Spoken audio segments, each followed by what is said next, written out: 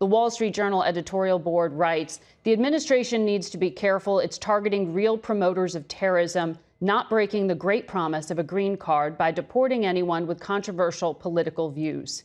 Can you substantiate any form of material support for terrorism, specifically to Hamas, from this Columbia student? Or was it simply that he was espousing a controversial political point of view? Well, not just the student. We're going to do more. In fact, every day now we're approving visa revocations, and if that visa led to a green card, the green card process as well. And here's why. It's very simple. When you apply to enter the United States and you get a visa, you are a guest. And you're coming as a student, you're coming as a tourist, or what have you. And in it, you have to make certain assertions. And if you tell us when you apply for a visa, I'm coming to the U.S. to participate in pro-Hamas events, that runs counter to the foreign policy interest of the United States of America. It's that simple. So you lied. You came. If you had told us that you were going to do that, we never would have given you the visa. Now you're here. Now you do it. So you lied to us. You're out. It's that simple. But it's that straightforward. Is there any evidence of a link to terrorism, or is it just his point of view? Yeah, they take over. I mean, you should watch the news. These guys take over entire buildings. They vandalize colleges. Intensely. They shut down colleges. I'm asking about the specific justification for the revocation of his visa.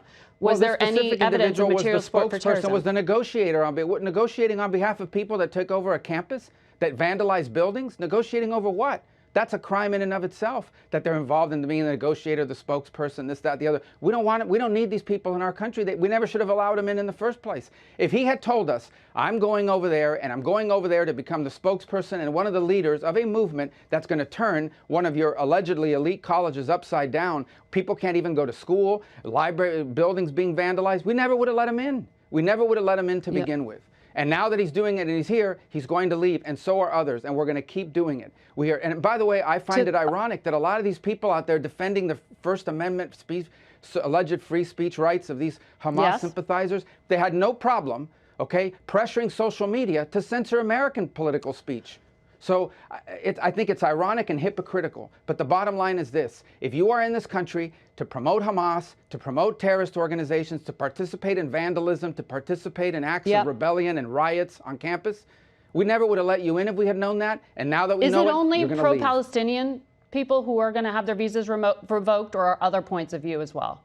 No, I think anybody who's here in favor. Look, we want to get rid of Tren de Aragua gang members. They're terrorists too. The president designated them, asked me to designate, and I did, as a terrorist organization. We want to get rid of them as well. We don't want terrorists in America. I don't know how hard that is to understand. We don't want people in our country that are going to be committing crimes and undermining our national security or the public safety. It's that simple. Especially people that are here as guests. That is what a visa is. I don't know where we've gotten it in our head that a visa is some sort of birthright. It is not. It is a visitor into our country. And if you violate the terms of your visitation, you are going to leave. Okay. Secretary Rubio, I'd like to have you back, talk to you about a lot more on your plate another time, but we have to leave it there. Thank you.